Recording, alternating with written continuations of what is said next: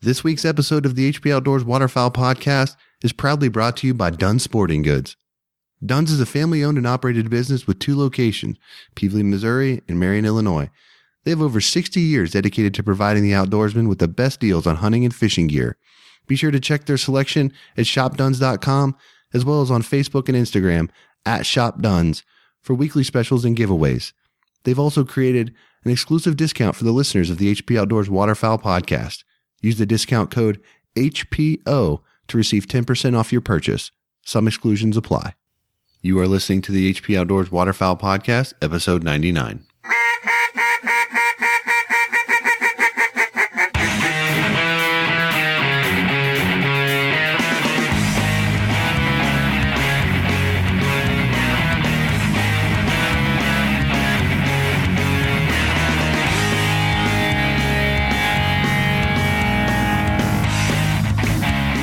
This week on the show, we're talking all things motion decoys with Ricky Hart of Lucky Duck Decoys.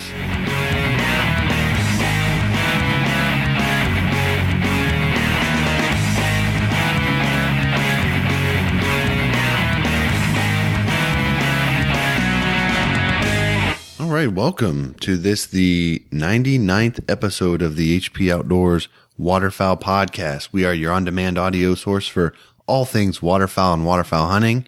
I'm your host, Josh Palm. You can check us out at hpoutdoors.com. You can find us where all quality podcast content can be found: iTunes, Stitcher, Spotify, iHeartRadio. Anywhere quality podcast content can be found, you'll find our show. You can also check us out on social media: Facebook, Twitter, Instagram. If you're on Facebook, head over to our listeners group and join a bunch of great people that listen to the show, interact with myself, interact with my co-host, Mr. Dan Harushka. Dan, what's up, man?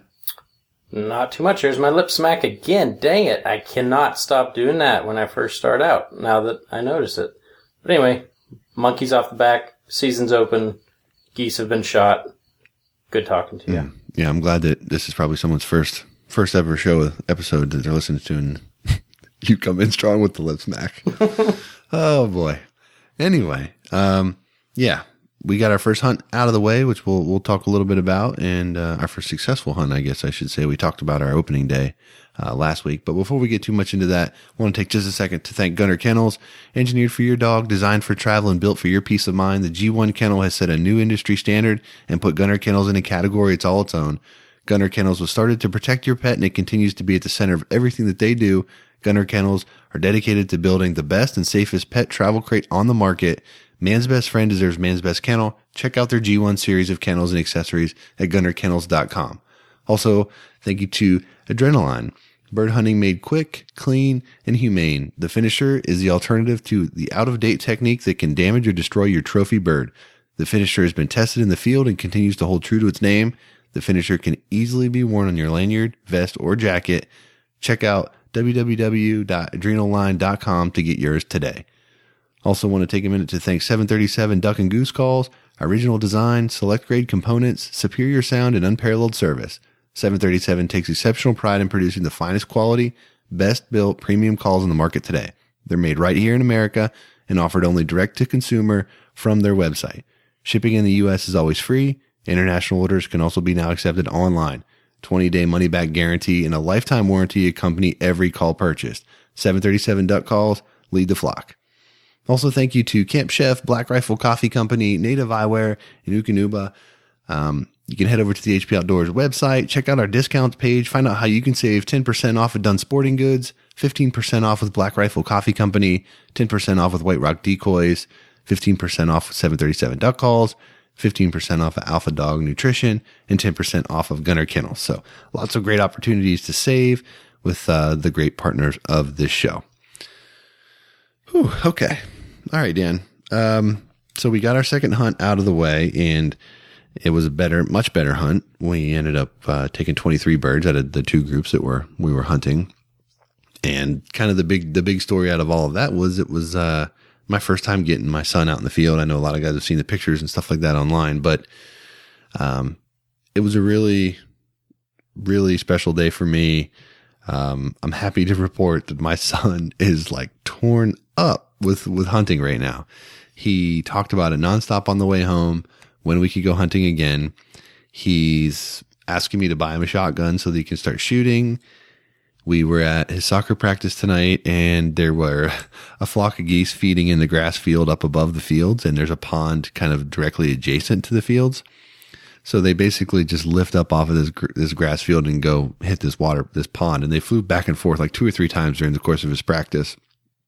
And every time he would essentially stop in his tracks and just like stop practicing and just point to the sky and like, yell over to me and, ask me if I would. He was like screaming at me. He's like, "Would you take the shot? Like, are they too far?"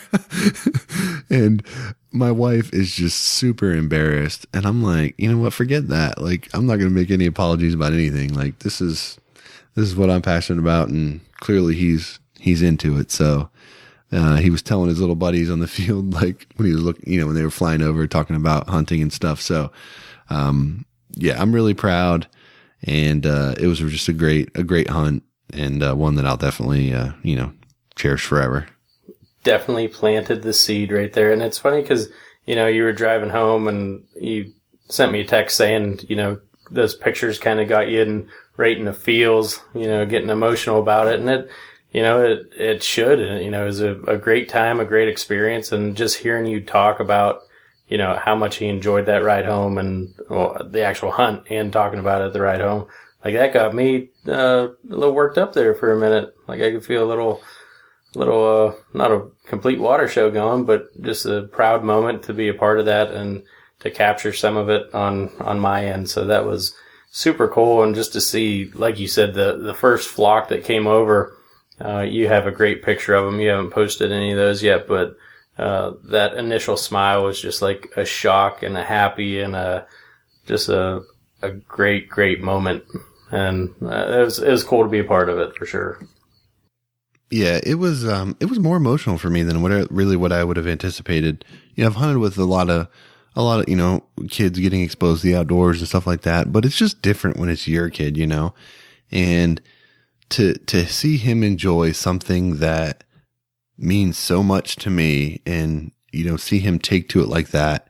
It's just really hard to put into words. I mean, I just kept looking at those pictures, and just how happy he is doing something that makes me just as happy. It's just an incredible feeling. And, I just hope that,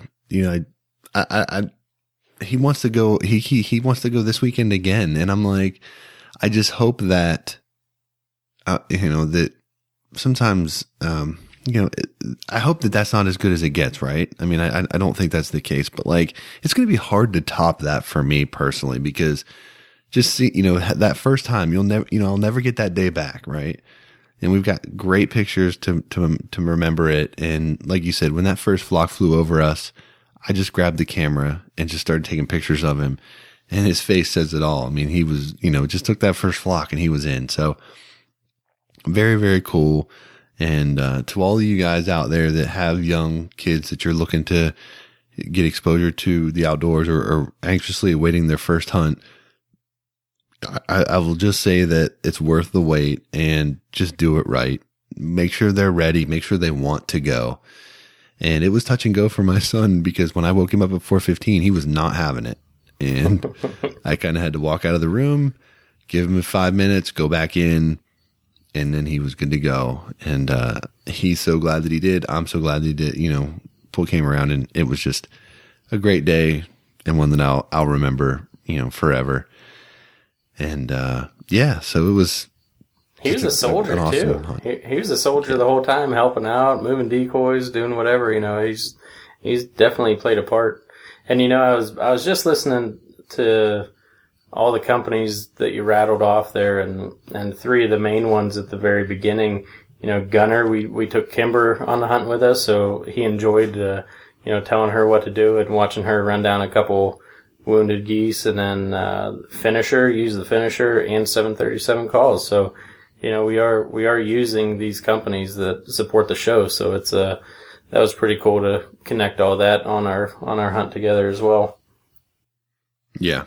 Yeah. It was it was just a really good day. And it's one of those things where I don't feel like I can really articulate it well enough with words. And it's just something that you kind of have to experience. And honestly, like one thing that I kept thinking about last night was I was like, I can't wait for your turn to like experience this with either Dawson or, your daughters if they so choose or whatever. But it's just such a cool experience. And it's one of those things where it's like, man, I found myself thinking, I've coached my son in baseball. I've coached him in basketball. We've done a lot of things. I've shown him his firsts a lot. I've taught him, how to ride a bike, whatever it is. But I'm like, none of them felt like this. And, for people that don't enjoy the outdoors, hopefully there's something for them that can give them that connection. Because for me, I don't know if there is something else. I always talk about this when you're sitting in the woods and, or sitting in the field and as the world wakes up and things like that, guys that don't hunt or don't spend time outdoors don't get to experience that piece of life. Right. And they don't know what that feels like. And, there's people out there that don't know what it feels like to connect with your kid. Like I was fortunate enough to connect with mine on Monday. And, for that, I'm thankful. And if it wasn't for the outdoors, I don't know if I would have that. So, it's a cool thing for me. It was a really, really great experience, something I'll cherish forever. And, I'm glad that we did it the way that we did. And, I'd encourage everybody to, go about it the way you see fit and just make the best of it. So yeah, it couldn't have went it couldn't have went any better. And then, excuse me. Then you get home and, Sadie's picking up the goose and throwing it on my feet and stuff and just having fun with it. Mm-hmm. She's ready to go. I mean, she probably wouldn't last more than 7 minutes in a blind, but that was one of the funniest parts. Like the scout was telling us about what time that those birds were showing up and, Taylor, Dad, what time is it? Dad, what time is it? Just a time check all the time, man. He was just jacked up, just amped, ready for that first walk, and, it got hot and heavy there for a little bit. So, I don't know. It's just, I'm smiling ear to ear just thinking about it and watching him down at that end. So good times for sure. Yep. And I came home and I started researching 410s. So he's ready. That's probably going to happen here at some point and start getting him, gun safety training and, just I told him, I was like, you got to show me that you can keep your Nerf guns pointed in the safe direction, keep your finger off the trigger until you're ready to, fire all these things. Cause he's like, how many hunts do I need to go on with you before I can shoot? Like, what do I got to do? he wants all in. So it's really cool. And, I thought he asked you if he could shoot your gun, didn't he? Or if he could shoot at birds. I thought I heard that. I thought I heard that. He did. Oh. So, and then he also asked to finish one with my finisher. Yes. He said, it might beat you up. Even a dead one he wanted to finish. Savage, I guess. I don't know. Anyway. This is awesome. So yeah, this week we've got Ricky Hart on the show. He's was gracious enough to take some time out. He's actually we recorded this interview and he's heading in the morning up to Ontario to hunt. So we were able to get on with him for a few minutes. And Lucky Duck is one of the amazing prizes that can be won in our giveaway. And this being episode 99, I mean that's like right around the corner here. I mean we're essentially there. Yeah, less than a week away, and it's get in it daily. It's worth it. I'm so excited for that, just to be on this end and see people excited to win one of the 44 prizes that are involved in it. So, man, it's going to be a good week. Yep, I'm excited. Some people out there are going to win some really cool stuff. That's all I know. Yep. And I think, that's cool to think about. So looking forward to it. Lucky has some great things coming out. All the HDI talk, the waterproof decoys, and a few other things we talk about and how to implement their products. So I think it's good. It's legit questions on my end that, being new to the spinner game and thinking about the goose flapper and just some more water movement products. It almost seems now like the more I see it and the more I think about it, it seems like most of the duck holes that we're in, it seems like the spinner might be a little much for what we do. And what I say about that, like, usually ducks are coming to that place, so I don't need to attract them. So I think I'm going to get more into the water movement game, something that really creates the muck. And I ask them about that. So, if we're on the lake and there's a lot of room, if their birds are far out, I think I'm definitely putting that out. But when it comes down to some of our smaller holes, and I know guys use it in timber, so it's different, and it's a tool, like he mentions, like we always mention, and it's cool to see how he uses it. So good conversation coming up. Yep. So let's go ahead and jump into that, and we'll circle up here on the other side. So excited to welcome Ricky Hart to the show.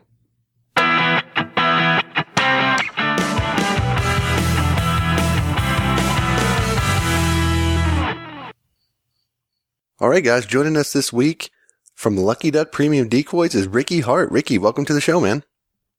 Hey, guys, thanks for having me. I'm super excited, and I know this has been a long time coming as we've been trying to plan. So, again, can't thank you guys enough for having me on. Yeah, no, I think we owe you the thank you. I know this time of year, seasons are firing up, and you're super busy, wrapping up show season and getting out into the field and all that kind of stuff. So, we're thankful to get on your schedule here for a few minutes, and looking forward to having a good chat with you here this evening. And, we're going to focus a lot on, obviously, not just products that Lucky Duck has, but, how to deploy them, techniques, tips, why they work, what doesn't work, things of that nature. But before we get started, Dan and I were kind of talking beforehand here, and him and I both got into the, pellet grill smoking game this summer a little bit. And, can't help but notice that, you're posting a lot up on social about, and looks like you got some chops on the smoker as well. So you feel like giving away any secrets here to our listenership before we get too far down the road here? Yeah, I don't know. I just feel like it's just always a constant conversation between some of my buddies back from in Illinois, that cook, and, whether it's Jeff Watt, and like I said, I in one of my posts on Instagram, I was kind of his apprentice there a few weeks ago at Max, and I'm always, around him when he seems to cook, when I've been at Southern Oak Kennels, and he cooked at Rogers a couple of years back. And so I've been around Watts cooking every once in a while, and I grew up in a restaurant environment because my grandma owned a couple of restaurants. So it's just, cooking is something that, for me is just about as enjoyable as hunting. So I like to make the mess. I just don't like to clean it up. So, but it's a good time, and I enjoy a lot of it. I just try a lot of different things and read some books and it's all trial by error, I guess you would say. Yeah, I think what kind of cooker do you have? What kind of smoker? So I have a Yoder YS640 with a comp cart. So it's a little bit more of the extreme on the pellet side. I've owned a couple of other pellet grills previously, and again, I use mine 3 to 5 times a week. So I would say that I'm a little bit more than just an average user. I mean, I cure my own bacon and do all that kind of stuff, and just constantly having friends over or just trying barbecue out. So, I think my wife gets a little bit crazy sometimes. She's like, do we really have to eat everything smoked? I'm like, yes, absolutely. But, so I use it a little bit more extensively than most, but I really enjoy it. And, to have the wood flavor like a stick burner, not necessarily. That's something that obviously I'm going to graduate to when time permits. But as of right now, it serves me quite well, and I enjoy the heck out of it. Oh man, yeah. I know just from starting this year, but the 3-2-1 method I've been using on ribs, and pretty much everyone that comes over, they just claim they're the best ribs ever, and I know they're probably not, and I tell them to be truthful, but they're falling off the bone like nothing I've been able to cook before. So it's been a fun summer in that regard, without a doubt. Yeah, it's funny, you read about those methods and things like that. There's a book out there. It's called like the Holy Grail of Barbecue. It's by 17th Street Barbecue that was based out of Marion, Illinois. Watt actually referred me to the book, some great recipes in there. And they talk about, like actually the fall off the bone, like people always say, or you'll hear commercials, fall off the bone ribs. Well, it's pretty good. believe it or not, it's all about the bounce. If it falls apart, then some will say that that's overcooked. So while the 3-2-1 method is actually a very good method, there's been times I've actually had them done in less than, 6 hours or 5 hours. And of course that all just depends on the meat, but hey, different strokes for different folks and that's okay. But, there's so much going on. It depends what you do to them, but, it's all flavor profile. Yeah, I'm definitely a rookie in that regard. So, no, I was just gonna say that's the best part about it, though. I mean, it's like every time you go to someone's place, they're cooking. You get guys that's got pellet grills, you got guys that got the egg style, whatever it is, different methods. It's all just it's all good, right? I mean, it's like most of the time, guys are doing it, and you see a lot of guys get very defensive over their style of doing it. And I'm like, man, I like the way you're cooking it, and I like the way that they cook it too, so it's all fun and it's all good, but it's really cool because I feel like as guys that spend a lot of time outdoors, it's just that much more you can do with your game meat, which is the biggest benefit for me. And I know for my family, I mean, my wife loves me being able to prepare a bunch of different things. And, my mom, I grew up in Pennsylvania, so big, deer hunting state, and my family deer hunted, and my mom actually doesn't eat deer meat anymore because she ate it so much as a kid. And I was like, man, that's such a terrible thing. But I'm like, now I'm like, well, we got so many more different ways to prepare it. You should let me try to do some stuff on like the smoker with it or whatever. And unfortunately she's not having it. She's kind of over it, but, now we just got so much more, at least I do, I didn't know about, I'm sure that people have been doing this stuff for a long time, but they've made it easy, right? I mean, I plug the thing in on my deck, make sure it's got pellets, I press go, and it works. That's what I need. I need easy and simple. Yeah, absolutely. And that's great. And to your point, you do get tired of eating stuff. I mean, we've killed so many birds that they're like, oh geez, I can only eat poppers so much. And, right. You gotta try to eat it as you go through the season. So I enjoy the sausage making, and, this year I'm looking forward to getting my nephew over and helping me out and bringing the guys together and kind of doing that periodically throughout the year and using, the high mountain kits to do that with. So there's just so much that you can do with those smokers. And back to your point about the barbecue, you're right. Everybody does something different, and the fall off the bone part, they're fantastic as well. So it's a lot of fun. And again, it's another way to bring all your buddies back together. So is Watt just a master at this, or what?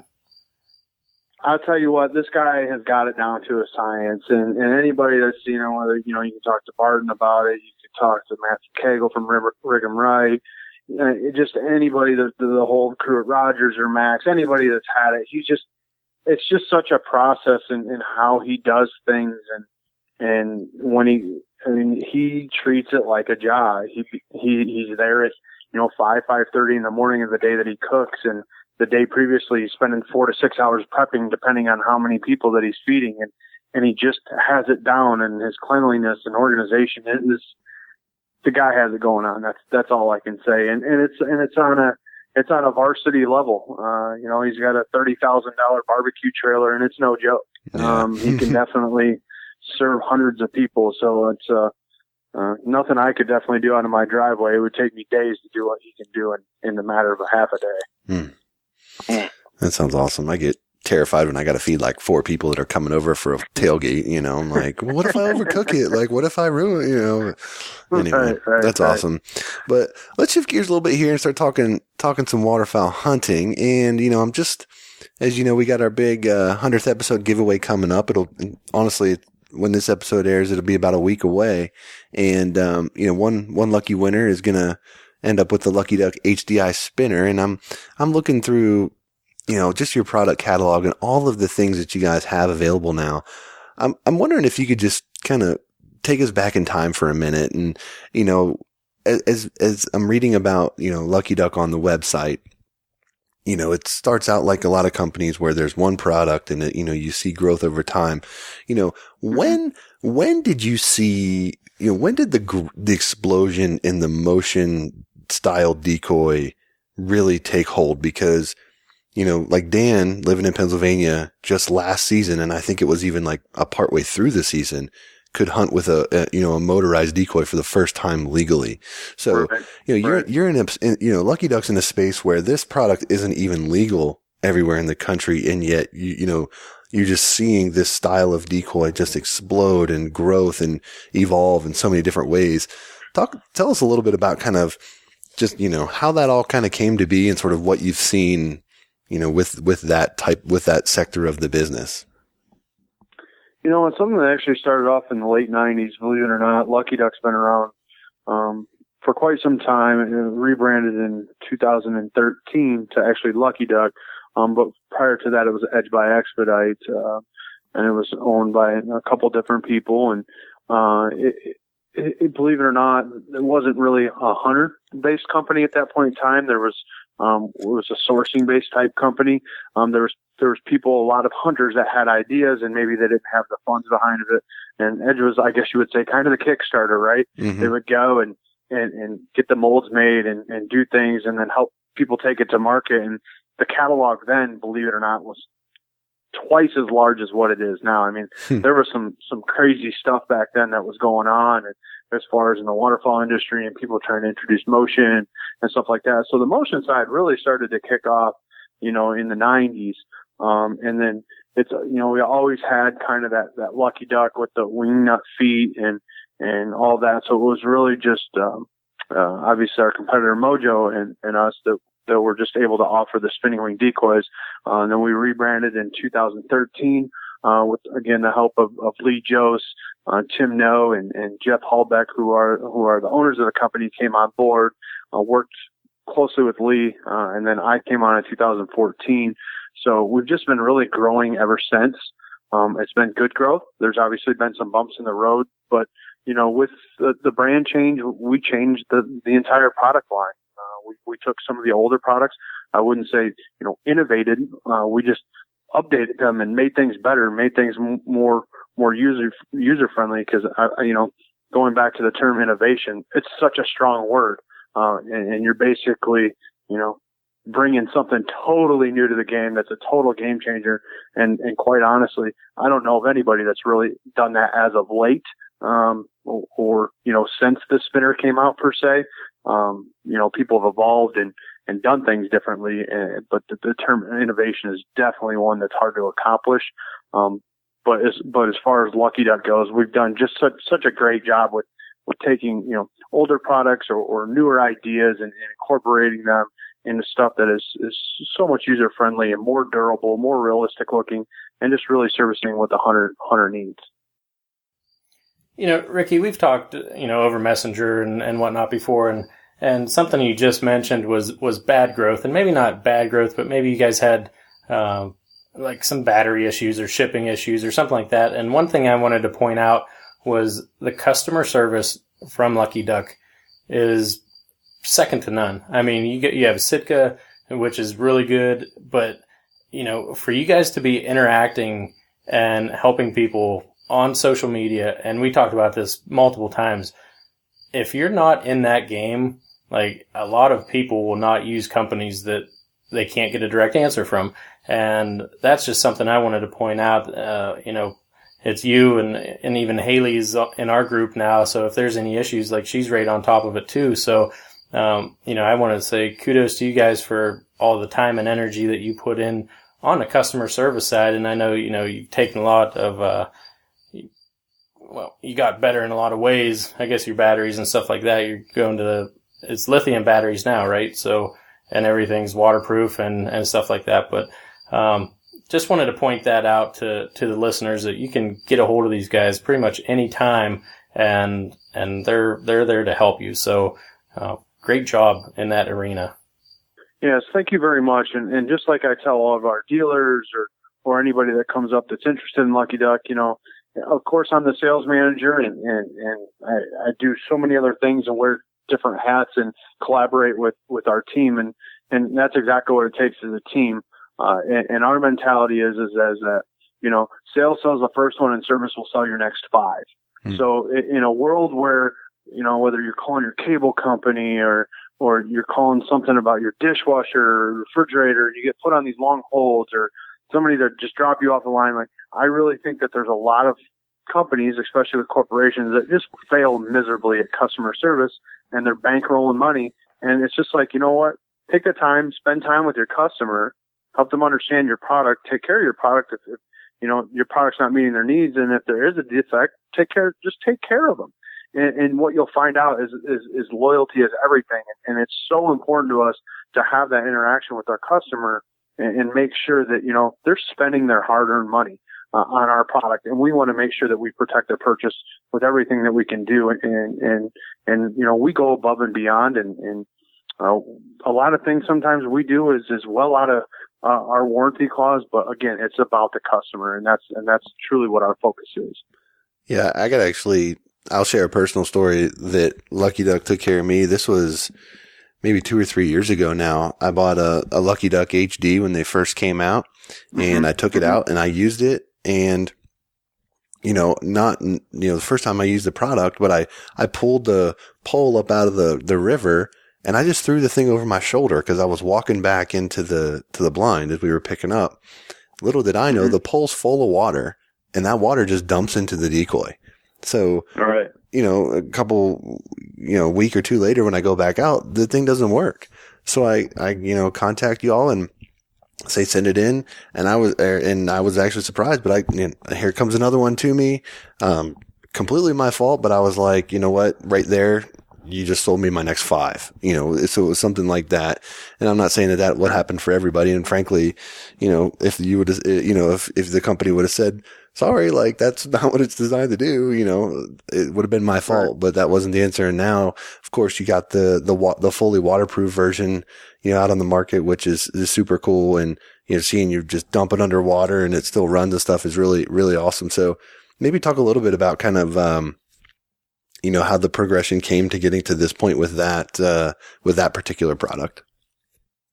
Yeah, so what we want to try to do is we always want to try to offer something in everybody's buying range, you know, or what they need as far as how they use the product. Some guys don't want a rechargeable duck; they want something that's lighter weight, so they default back to the AA. So we have like our Lucky Junior 2, and then you know we start to upgrade into the Lucky Junior 2 6-volt, and then you know what we're really known for and came out with.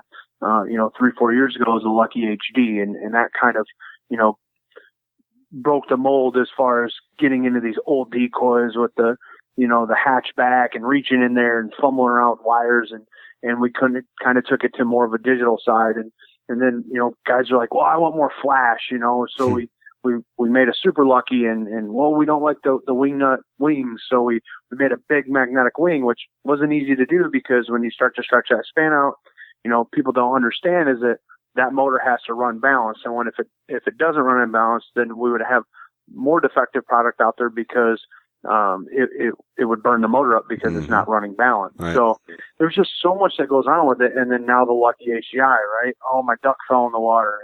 And there's nothing worse, like in your case, Josh, of having to tell somebody, well, you know, sorry, you're out of luck, you know, or something like that. Sorry, you're an idiot. Water, which we try not to do. We say, well, you know, maybe we could send you a motor. We could do this or try to work with you on that.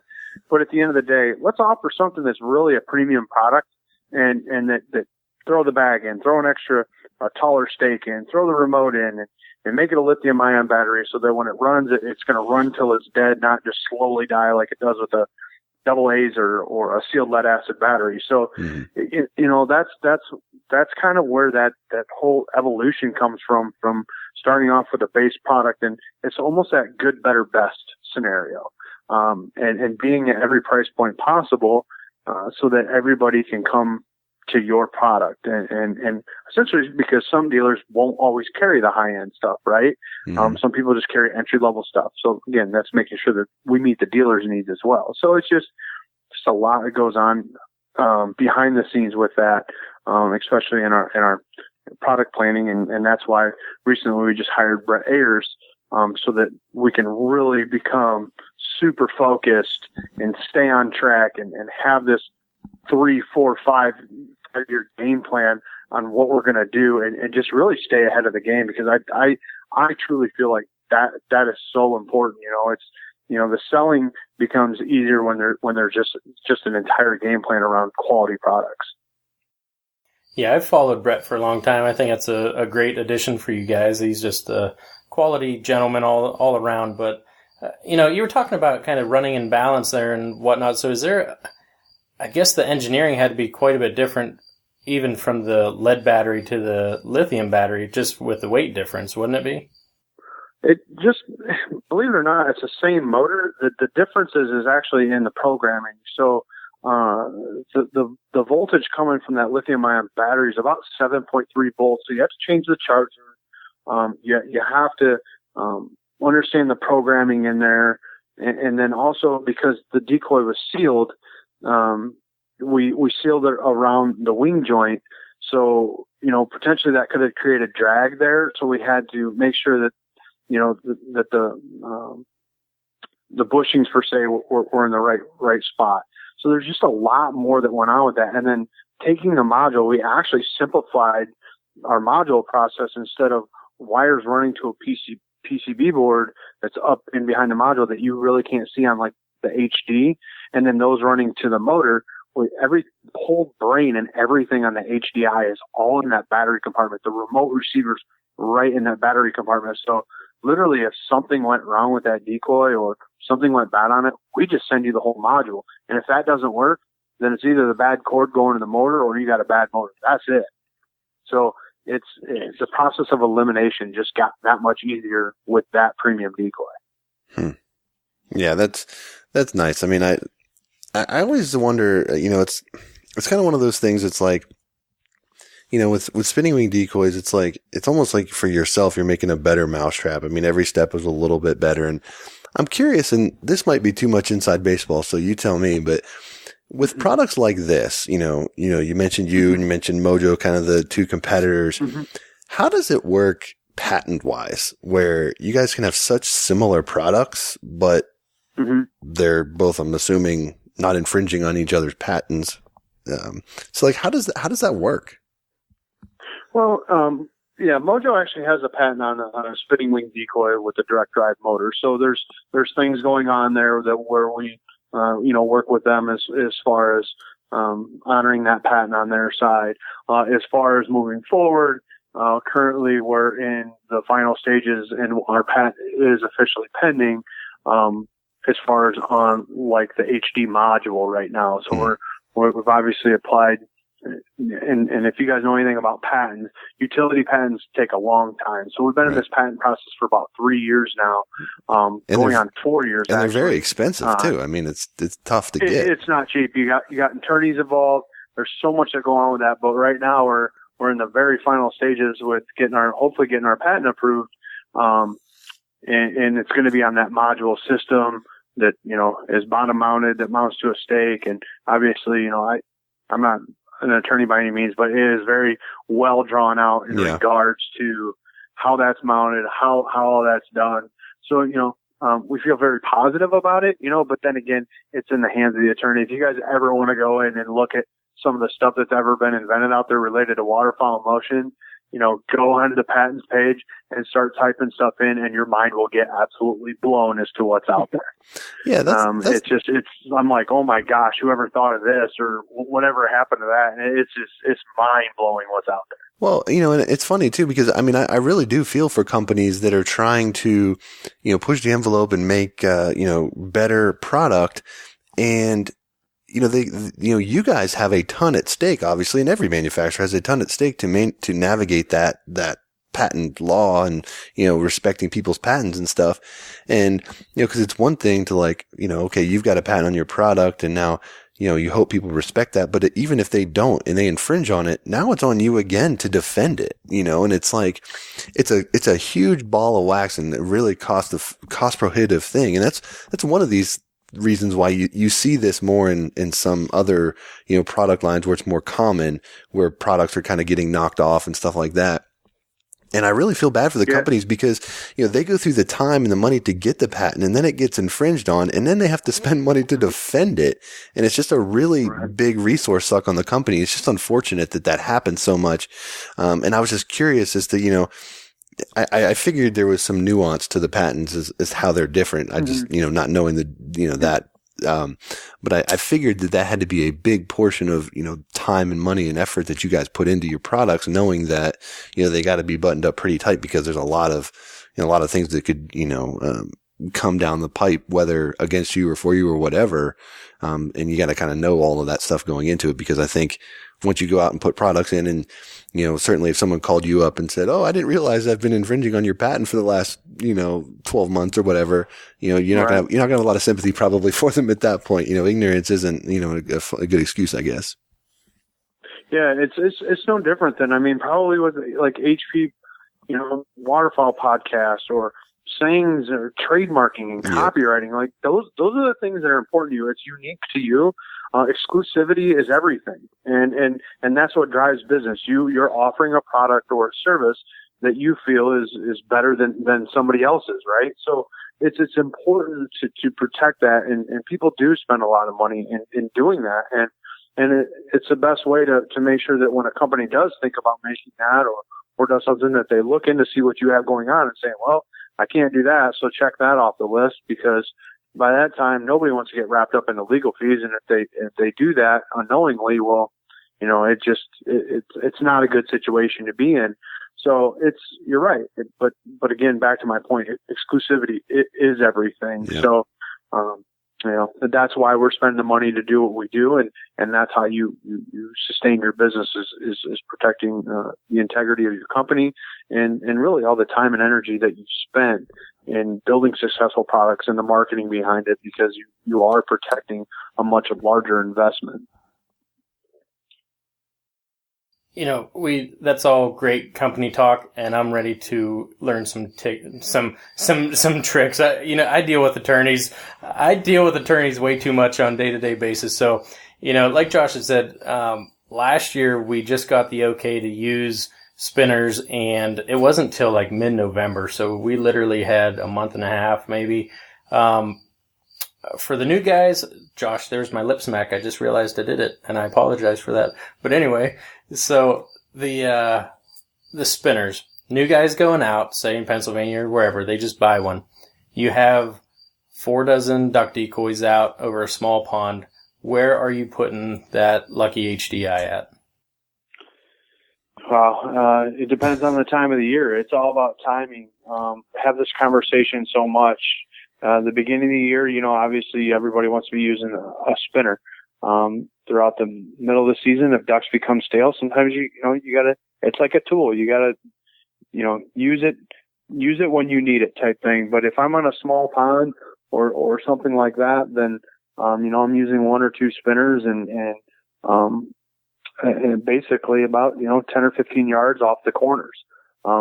What I find with spinners, that ducks like to sweep them.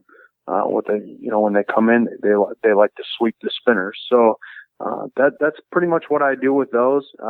If it's a small pond, like in North Dakota, for example, we hunted up there, in those potholes, those ducks are used to nailing that all the time. And so what they're used to seeing, certain things or just coming in there. I really don't, I don't kill it with a lot of motion, maybe again, 1 or 2 spinners. I'm not the guy that's going to go into a water situation and be throwing, 8, 10 spinners at them. That's just not me. But for some, they may like doing that. Me personally, I don't. But in a good migrating day out in the cornfield, you're right. I'm going to have about 8 or 10 of those puppies running. So what is for someone who's hearing this for the first time and they're trying to figure out how to best use their new decoy? Why is it why is it different on water than it is in the field? That's a great question. Birds are using water to rest and for a lot of security and things like that. And if I had all the answers, I wish I could tell you. It's just, time in the field are things that I've noticed to where, running traffic on water can be a little bit more difficult. Guys are, typically hunting a little bit closer when it comes to hunting on water, so that, they're seeing a lot of the same things. If you go into a lot of public land, a lot of people have a lot of spinners. So, what are you doing to differentiate yourself or other things? And it's all about timing too. So it's just one of those things that I can't explain what the difference is. It's just noticeably different at times. You go out into South Dakota and we're always running 4 to 6 spinners on the water. But those birds are constantly moving up and down the river. You get new birds in, and they will absolutely bite down on those, and you're breaking down big bunches from the top. Hunt over here in Michigan on a lake or a small pond, and you run, 4 to 6 of those, you're most likely hunting the same ducks that have been traveling up and down the whole time. So again, it's a different situation in different areas. Just tools in the toolbox. And moving forward on that, I think it was you that posted a drone picture of one of your blinds. And what decoys did you have out then that were causing a little ruckus and stirring up mud? Was that the splasher or the swimmer? What did you have going on there? Yeah, so that's when we were down in Arkansas. I believe we were with Barton on that hunt too. We were down there with the grind. So we were using a splasher and some dabblers. And for me, the on-the-water motion thing is huge when it comes to water, especially you had asked initially about a small pond, maybe 4 or 6 decoys out there. The biggest thing in shallow water is it becomes stagnant water. When ducks are in there, they're dabbling, they're doing different things. So just as when you walk in there, you can instantly see that you're kicking up the bottom, and the color changes the water. And that's exactly what these decoys do, is they're agitating the water, and it's creating a different color in the water. So it's getting more realistic. And from the top, I think when you guys looked at the drone shot, that was one thing that you could definitely tell. And it wasn't so much, let's focus on the ripples on the water. Let's focus on changing the color, because that's what ducks are doing.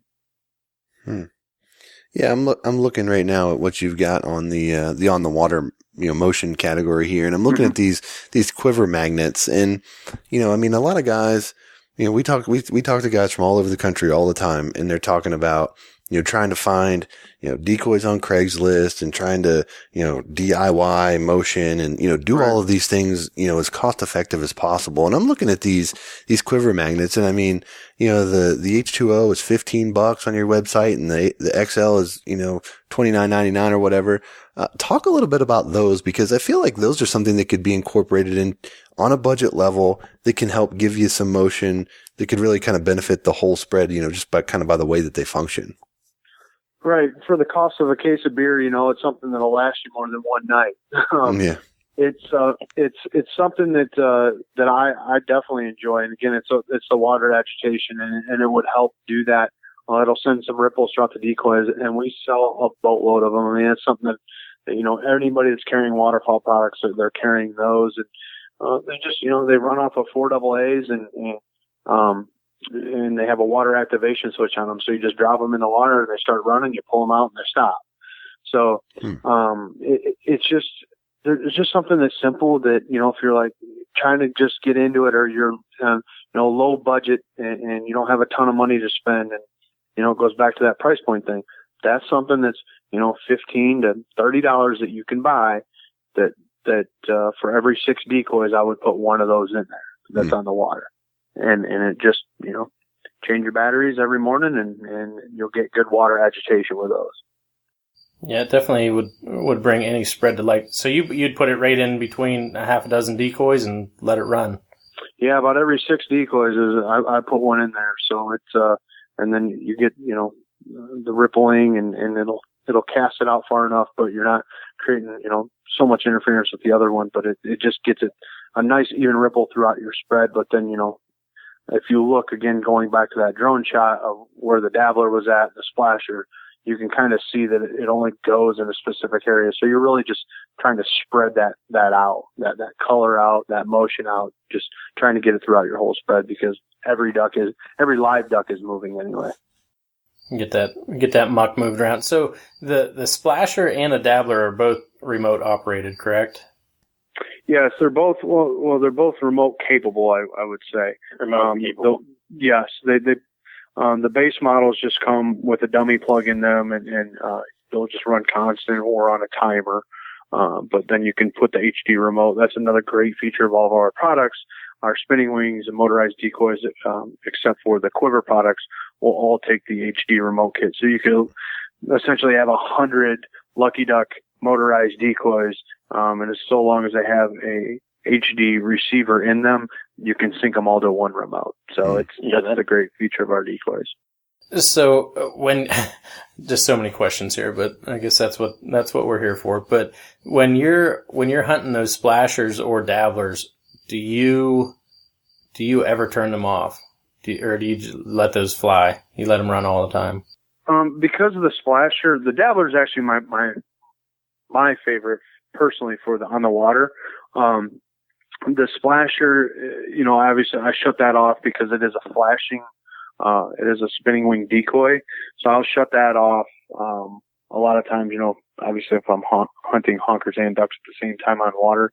But mainly I just normally let it run. Anytime I found that, shutting something off or, like a spinning wing when, ducks are working like that, the on-off situation is just never really, I've never seen a difference in that. If anything, and they're sitting there circling, you shut that off, I get more flares than anything.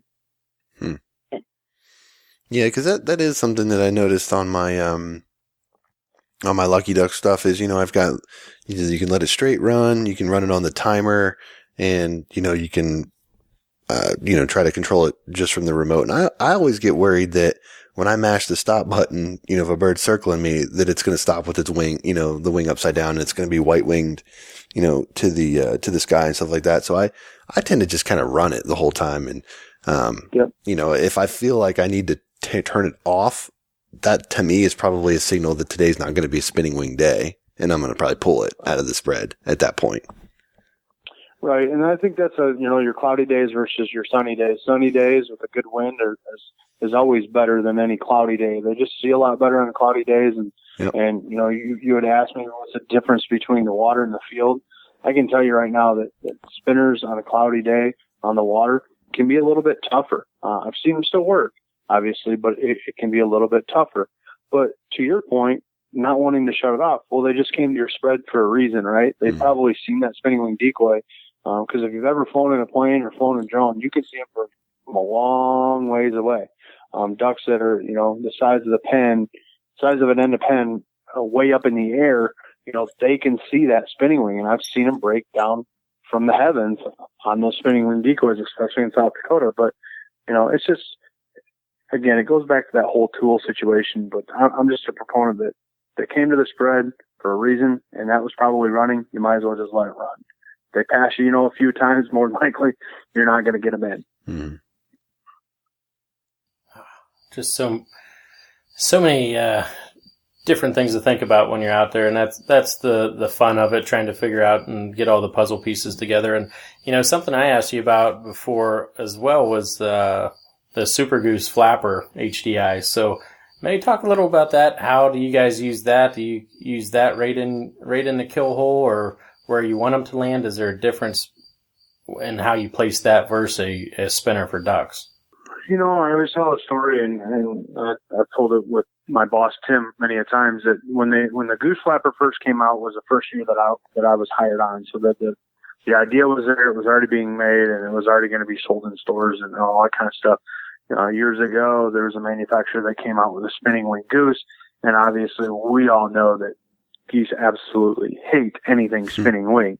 So it just kind of put a bad taste in the goose hunters market for anything motorized. So we knew we had our backs against the wall a little bit. We're just trying to come out with something that was a little bit different. But the Goose Flapper sales were really, really good.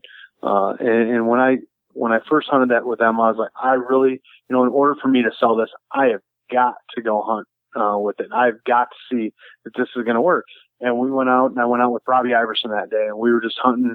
It was late January, and we were hunting in central Illinois, and we were just running traffic in a bean field, and we had, 6-8 inches of snow fresh snow on the ground. So we knew the birds were going to be hungry. What better day to try that, right? Good wind, good hide, everything that you could ever want for running traffic. And I said, Robbie, let's just let this thing run in the kill hole. And that day, it just seemed like everything broke down on us. And don't get me wrong, Robbie's one heck of a caller too. But, if anybody's ever hunted late season geese in Illinois and running traffic, it can be very difficult at times. But that day, everything broke down. And from there on forward, I was convinced. And we've used them in different scenarios. And I put them in the kill hole, or I put them on the upwind side, just inside the decoys. For me, what I feel works best is if you put the Goose Flapper on the upwind side, just inside the decoys, maybe 10, 15 yards away from your blind. It's creating some motion. It's not in front of you. It's not near your blind. It's not tipping off your hide, but it's away from you and it's a natural motion. The great thing about the Super Goose is that we've made that range of motion that much more realistic and that much better, with, a full range of motion, on the flap. So, you can definitely see it from a lot farther away. We made it, with the realistic wing print, but we also made, the other side of the wings black. So you can actually, flip the wing to your desire, of what you want to do. I'll personally like the black. I'm taking 2 of them with me to Ontario tomorrow. I'm really excited to use them. So these kind of serve, like, in my opinion, as I'm looking at these, they kind of serve a dual purpose. One, I mean, I guess in theory they could replace, at least to some extent, having to sit there and beat the flag the whole time, because it's going to reach out long ways. But, a lot of guys, I think, probably make the mistake of trying to flag too much when birds are, have decided that they're going to look your way, and maybe flag it in opportune times and potentially blow the hide, where, I mean, I guess in theory, this could continue to do that and shouldn't really have that same issue. So kind of takes the guesswork out of when you should start and stop by just allowing something like this to just continue to go. But I guess a follow-on question to that is, how important would it be to have it properly placed in the spread? I mean, you touched on it, but like, if you're putting these on the outer edge of your spread, 40 yards out or whatever, I mean, are you expecting the birds to, if someone did that, would you expect the birds to start short stopping them, or would they, still finish up in the pocket potentially, with something like that happening? It just depends on the area. And, when we hunted with it in Angel Wings out in Nebraska in January, we probably had it, 30, 35 yards from the pit, and we had birds landing, in front of it, and next to it. So, people are better shots at 20 to 30 yards, believe it or not, than they are at, 5 or 10. But I definitely wouldn't want it next to me, by any means, because obviously it's motion and I'm sitting right there, so I don't want the birds to see me. But, I just feel like from a general, rule is for me is 15 to 25 yards. I definitely, to your point, the short stopping, that's not something that I would want to happen. That's all good. And I thought about that even when we were hunting this past weekend, our opener. You guys, Michigan has an early season. Did you get out for that?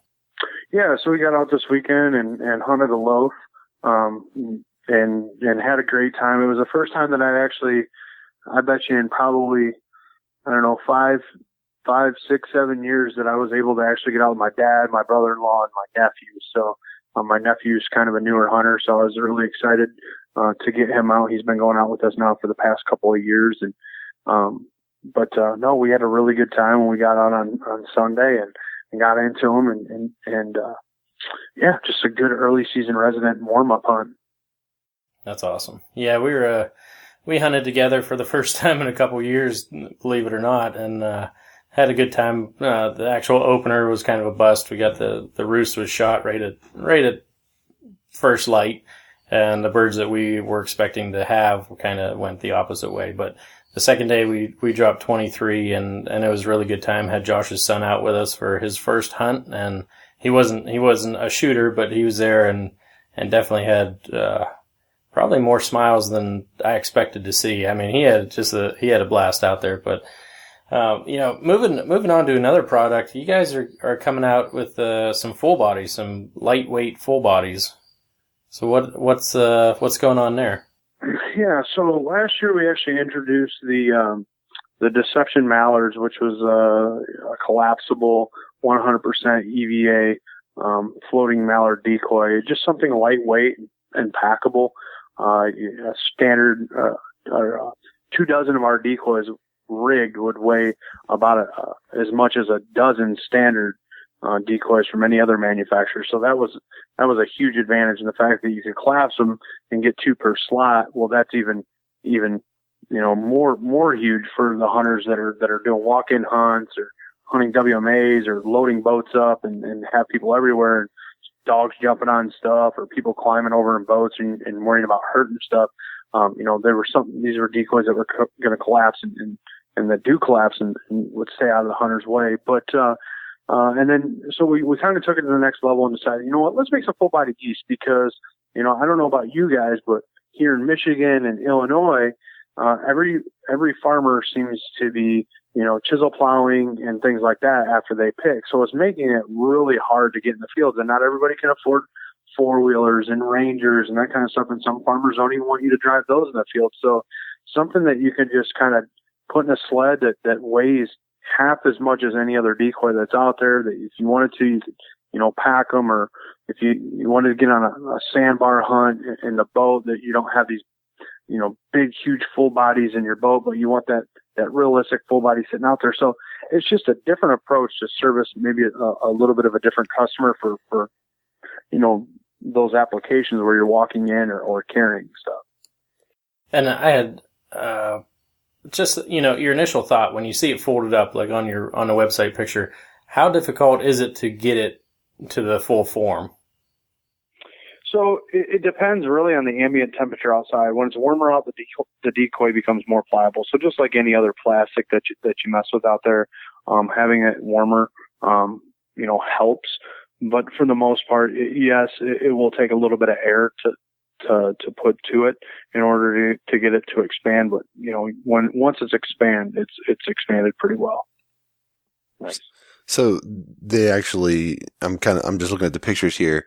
They've actually got a spot where you blow it up kind of like a balloon essentially to get it. So they're super lightweight. And I mean, if you're blowing them up in air, my expectations is they'd probably, you know, move pretty good in wind and things like that. So, you know, a lot of advantage to that style of decoy. And it seems to me just kind of just gauging the pulse of the people we interact with on a regular basis.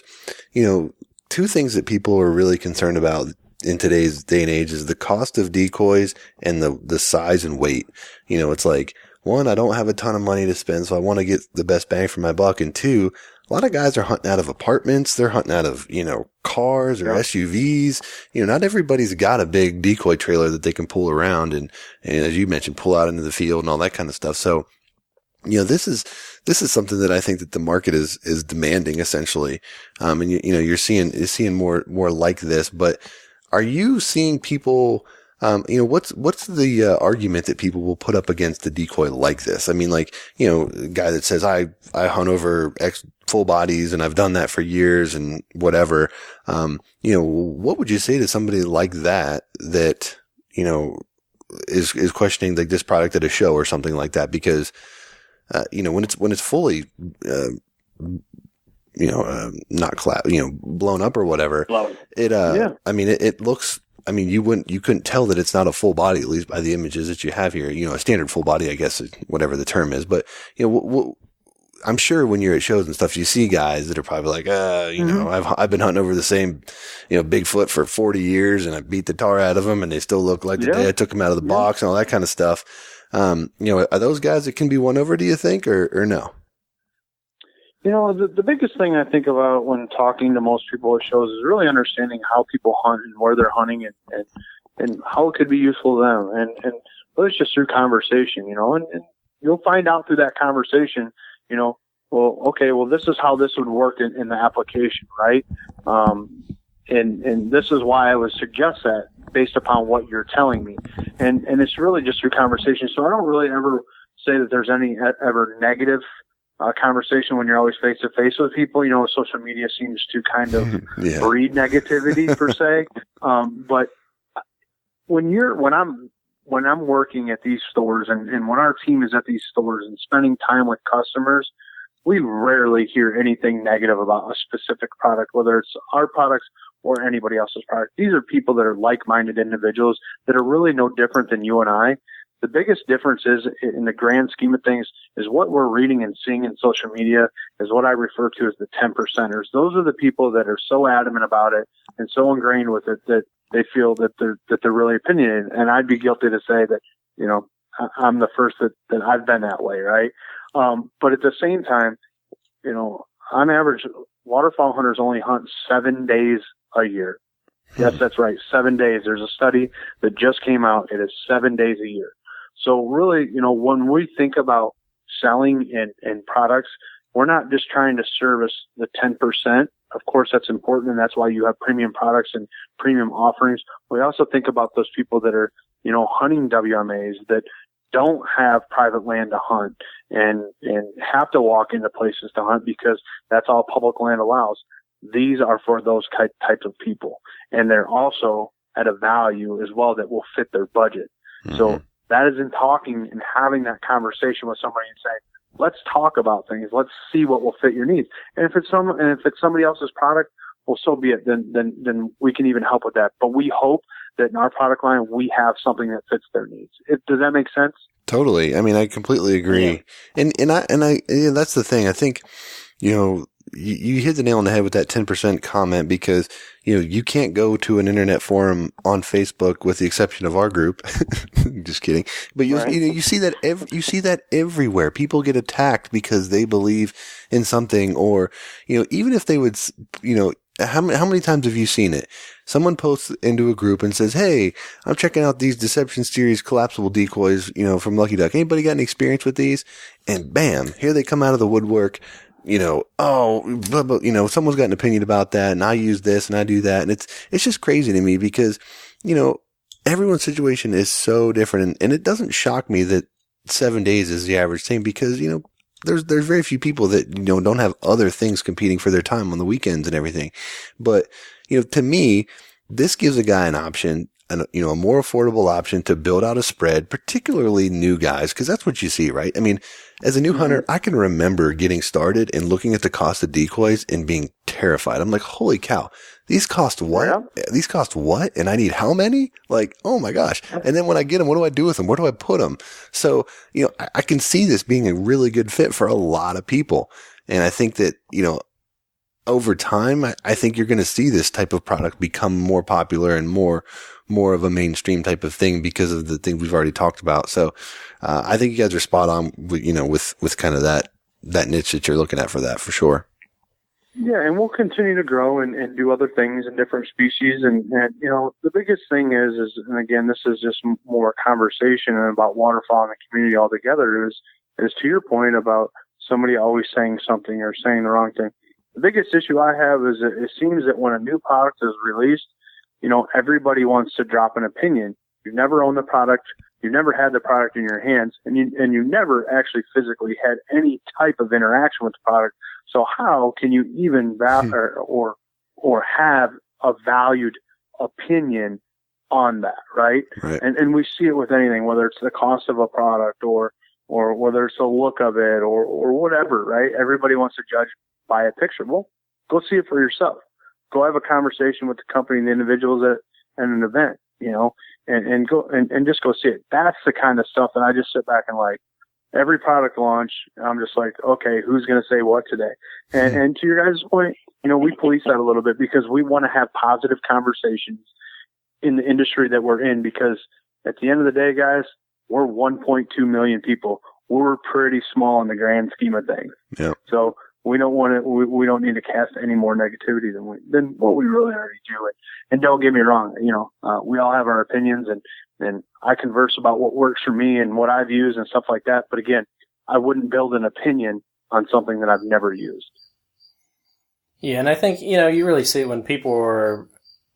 They don't even have to be heavily invested, but if they're personally invested in a product, then they think that it's worked, so that's the best, which. Sometimes that's not the best. So, just going out. But I mean, when you're talking about Facebook and stuff, it's filled with hate, even with the whole Nike decision that came out today and the whole Kaepernick thing. And I'm reading through some of the stuff today and they said, oh, that's overpriced crap anyway. Well, Nike, probably everyone has had a pair of Nike shoes and they spent money on it. So, but that's a whole different conversation that we can avoid. But, it's definitely, that has to be tough on your end, and that goes back to your customer service, actually caring what people think and making sure that they have the right information. So, we are getting close to holding you for an hour, and you're leaving early, but maybe talk about your little trip to Ontario here and maybe a little bit what you got going with the grind and all the fun places that you get to travel to. Yeah, something positive, right? So, the guys over in Ontario, D&D Waterfowl, have actually really become good friends of mine. Kyle and Brandon, just some really good down to earth guys. And, they're over there in the Brantford area. So they have some really good, hunting over there. And it seems like every year we go over there and it's early and we take cameras and it's no wind or rain or, tough hiding or whatever. And it's just like, I'm there. There's all these birds. And the best thing I could say about a camera is that if anybody that's ever filmed will probably say the same thing, is that cameras at times can kill hunts. And we have some of the best guys that try to hide to the best of their ability, but whether the wind's, dead set out of the west and you can't get on the south end to hide because, being with resident birds and trying to be on the X and getting as close to the X, sometimes the sun's in your face. So, you got glare and all kinds of stuff. So the odds are always stacked against you. But I'm just excited to get over there. There's not going to be any cameras following me, or I should say us at this time. The guys are actually going to be starting off in Saskatchewan with, which you guys are very familiar with Ben Webster, and his outfit up in Canada. So that's going to kind of kick off their season. They might actually do some teal hunting, in and around South Dakota, or maybe get on an early resident honker hunt, up there. But, for the time being, as far as the grind, that's where we'll be at, is at Ben's place for our first hunt. Go up there, and then we're going to do, some Snake River stuff, with Excel boats and Mud Buddy motors. Maybe Bassam might come down for that one, out in Idaho in December. We'll of course go see, Shane Gardner down in SEMO. I think we'll trickle down into Kansas as well. And then we have some other stuff, planned throughout. I think we're going to go down in Kentucky and hang out with the Hudnalls and hunt with them. But there's some excellent things coming, down the pipeline, for the grind. And I would suspect that, there'll be some big announcements here coming in the coming weeks that I think that, will draw more viewership to the show, some great partnerships and, with some newer folks and things like that. So just super excited about all that. Again, I'm really excited to travel the country and meet some new people. I think this is, you have the ability to offer unique perspective because so many guys think about, living the dream of being on a hunting show and all that kind of stuff. And, just hearing you rattle off all these places, I'm just thinking in my head, man, you spend a ton of time on the road, ton of time away from home, obviously getting to do something you love. But, I have to imagine after a while, the pressure mounts, you're away from home, it becomes legit work, right? I mean, you guys, I would imagine, feel pressure to get good quality content. And if, the birds only cooperate so much. So maybe talk a little bit about just sort of what everyone perceives to be, the dream job of being able to be on a hunting show. Some of the, the stresses and just kind of things that go along with that. Yeah, I might get crucified for saying this, but I believe that there's a lot more, and it takes a special producer, somebody like a Sean Weaver, and working closely with Max Barter from Dreamweaver to produce a show that's 23 minutes long, versus, a short film that might be 8 minutes. Short films are very attractive and capture a lot of viewership and things like that, but we are trying to make a TV show. Yeah. And you're absolutely right about the stress. It's, you get to a place or just like with waterfowl, we can plan these trips and say, hey, we'll be somewhere, December 1st or January 1st. The weather changes, the birds change. We went out to Montana a handful of years ago. We went out the second week of December. It was 50 degrees in Montana. All the snow had melted off and the birds got spread out again, but with our work schedules that, coincide with going to dealer meetings and things like that, sometimes we have to schedule that and we can't flex it. So it's not like we can just, drop the phone or drop the hat and just go. So it does become very, very stressful. Thank God for good editing. Bill and I have always challenged each other to have some tough conversations at times. But it's only, to benefit the show and to do the best that we can, especially for the people that we represent. So, it's not easy. It's not easy at all. And the hardest thing of it is time away from family. Well, yeah. That's the hardest thing. Yeah, no doubt. And, Dan and I have talked about this on our show too. I think for a long time when hunting shows in general kind of took off, right? I mean, I can remember, for a small kid in Pennsylvania, the only hunting shows that I knew of were monster bucks and the Miranda guy that was on like ESPN2 on like Saturday mornings or whatever on ESPN, Yep. and he would bow hunt all over the place. But then, it was like, man, hunting shows were coming out of the woodwork, and then these hunting TV networks took off, and, there was more content. That's all great. Love it. Right. But, I remember sitting on the couch, and it's like every, I'm speaking to big game here primarily. It's like every big game show kind of seemed to be the same deal. It was like they're telling the stories the same way. They're kind of doing the same B-roll type stuff. It's just kind of got to be very, okay, I feel like I've seen this hunt before type of deal. So, I mean, the challenge of creating fresh ways to do things is incredibly difficult. So I definitely tip my cap to you guys for that. And, Sean and the guys that are doing the editing are doing a great job. And what I love about your show is that you can actually see the stuff on YouTube fairly, decent time after it airs, because, if you live somewhere like me where you got stupid Verizon where they don't have, all the good channels that you need, and I refuse to pay for like a ton of stuff, it's a great option for guys like me to make sure we can keep up with you guys. So, definitely like that. Yeah, omni-channel marketing is huge. And that's why we stuck with Pursuit, because they don't own the content of the show. So we typically release the new episode on social media a week after it aired on Pursuit. That's just kind of how we go about things. And I believe we did like 6 episodes in Q3. So then we're going to do like another 7 in Q4, because, everybody's together and they're at the hunting lodges, and, Pursuit's on, and you see your boost of your impressions, or, people are wanting to watch something in the downtime in the blind. That's a great thing, is that we're virtually everywhere. Mm-hmm. And to your point about, shows and stuff like that, it's been our goal since day one, to be a hostless show. Things evolve, producers change, and the show has gotten a lot better. But, having a hostless show, I think, brings different perspective. It doesn't, it's not always me talking or Bill talking or Tim. There's a variety on there. And having, the cornerstone gun dog tips of the week, and whether Barton's doing that, or the Parvin guys, whether, just involving everything that encompasses waterfowl, whether it's the lodge and the cooking, or, it's the killing or the calling, or whatever it may be in the dog training, just bringing a totally different aspect that says, I really want to be tuned in for the whole 23 minutes of the show, and not just the 8 minutes, because I'm going to learn something new every time. That's our goal. Yeah, that's definitely a great point, because usually there's a whole build up, and then, you can go watch it, but you guys got a great thing going. We've actually talked to Sean, and he's a busy guy to get on too, but we're going to chat with him and just that side of the whole industry, and what he and Max do. They do a really great job. So, there's not I guess, tune in there. Where else can you find that? Pursuit, YouTube? So yeah, we're on Pursuit. We're on there 4 times a week, twice on Monday, Thursday, and then we're the anchor for the waterfowl block. Pursuit Up, which I believe is like their mobile app or digital version, it goes and loads into there.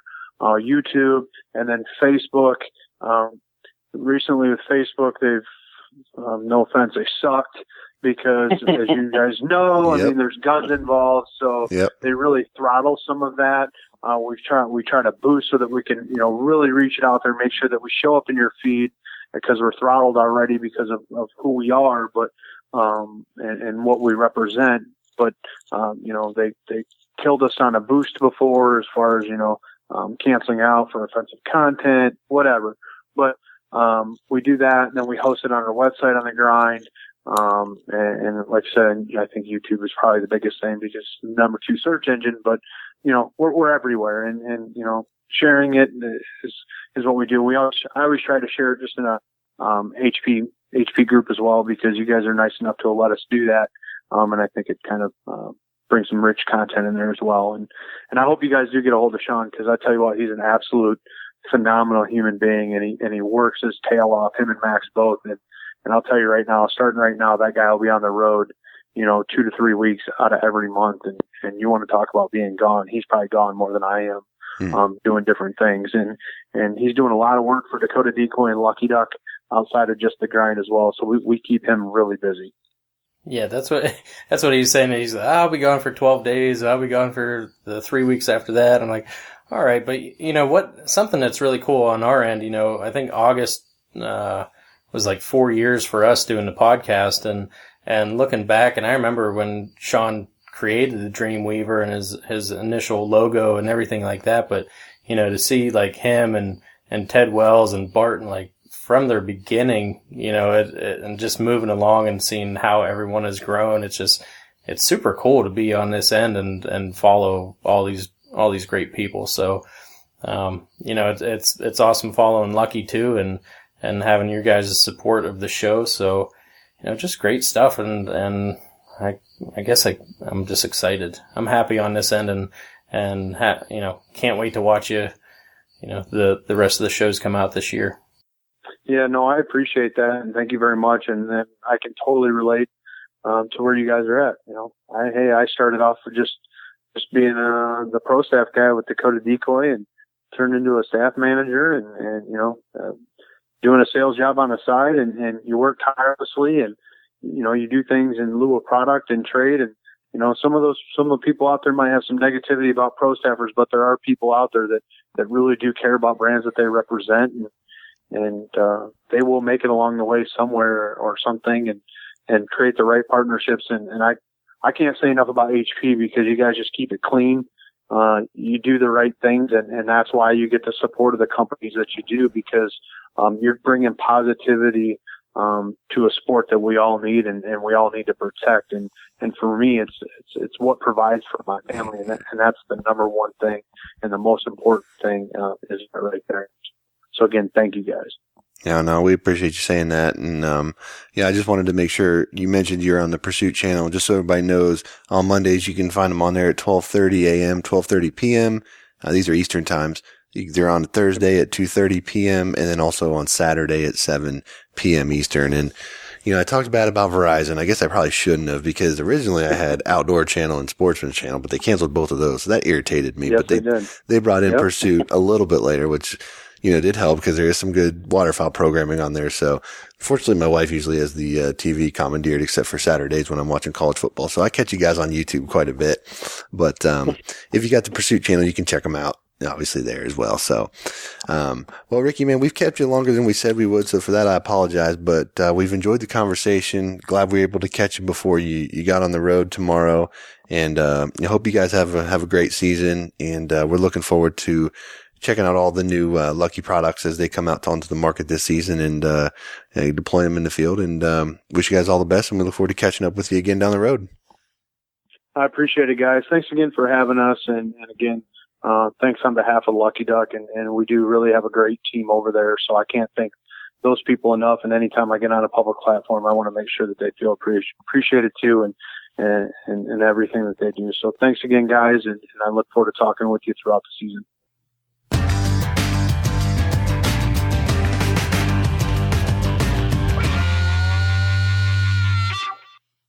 All right. Well, thank you to Ricky for joining the show and spending some time schooling us up on product and kind of how to deploy some of that stuff. And, you know, like we said, he's a busy guy and he's heading up to Ontario to hunt.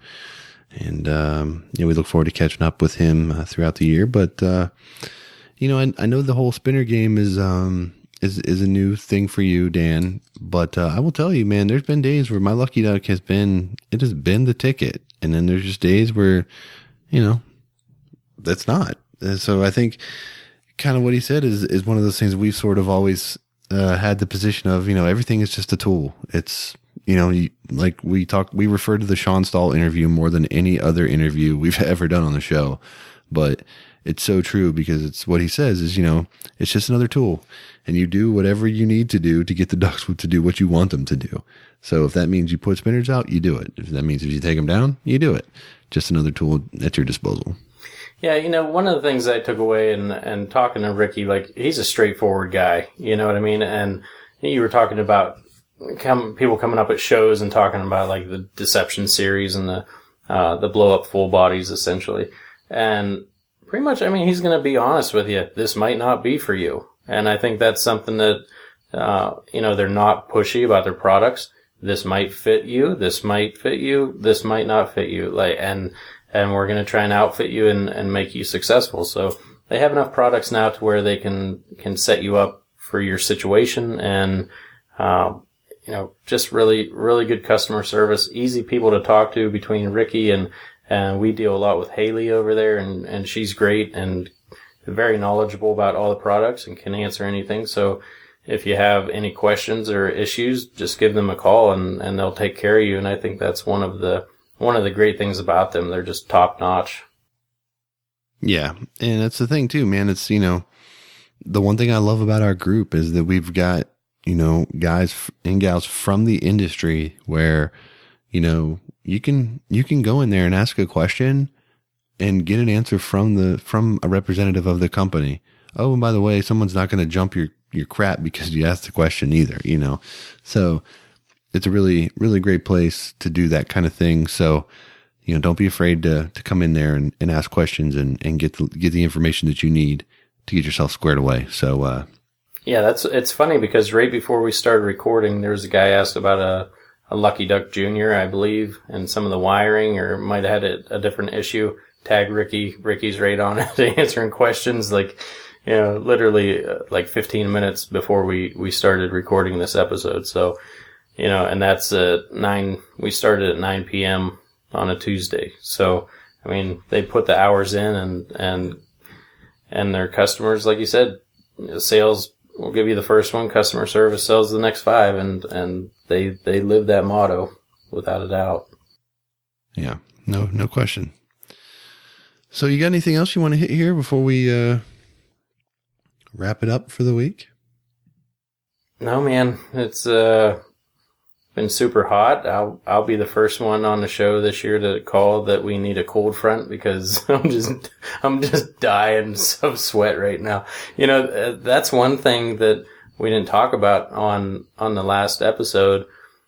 But when we're in that field on Monday and the sun's beating down on all those layout blinds and we're in the panel blinds, it was nice and cool in there. Unless you opened up the toppers and got that sun hitting on you, that was one thing. You are shielded from the elements a lot more than laying out in a layout blind. And that's something that just the heat that I'm enduring right now made me think of right off the top of my head. So definitely another bonus to that purchase. Yeah, no doubt. I mean, the only thing I noticed specifically is that when it was all closed up and you had the toppers closed, there wasn't a ton of wind or, airflow in there. So, it would, the same thing that kept the sun off, you kept the kind of wind kind of getting in there. So it did get warm in that regard. And when you would poke your head up, you'd feel, a little differently. But overall, I thought they worked out great. And, I'm looking forward to trying them out more this year and putting them through the paces and kind of seeing all that. But, so far so good for me on those. Yeah, I'm a fan. But I don't think I have any more one-mores. Like you said, this is episode 99. We are going to shut this down on Saturday the 15th. So next Monday, listen up and see if your name is called. And like I said, we're going to wait a few days till we actually post the names. So you have to listen to the show to find out if you won. I'm sure people will get tagged and stuff like that. And congrats to a lot of people. But to see the official list of names of the winners, it'll probably be like Thursday or Friday. We'll let it run a couple days, I think. Yeah, I'm into it. So get in here and check it out. I think that's it. All right. Well, before we wrap up, I want to just take a minute to thank Dunn Sporting Goods, Gunner Kennels, Adrenaline, 737 Duck and Goose Calls, Camp Chef, Black Rifle Coffee Company, Native Eyewear, and Yukonuba. Thank you to the companies that support this show, and please consider them whenever making your purchasing decisions. All right, that does it for episode 99. Hopefully you enjoyed our chat with Ricky Hart of Lucky Duck. And if you're new to the show, you can catch out all of the past episodes that we've done on iTunes. While you're there, drop us a 5-star rating and review. It'll help other folks just like you find our show. Next week is the big one, episode 100. We'll be announcing all of the winners of all the amazing prizes that we have. So make sure you tune in, check it out, or you'll have to wait like a whole week to find out if your name is called for one of those great prizes. So until then, for Dan, I'm Josh. Take care.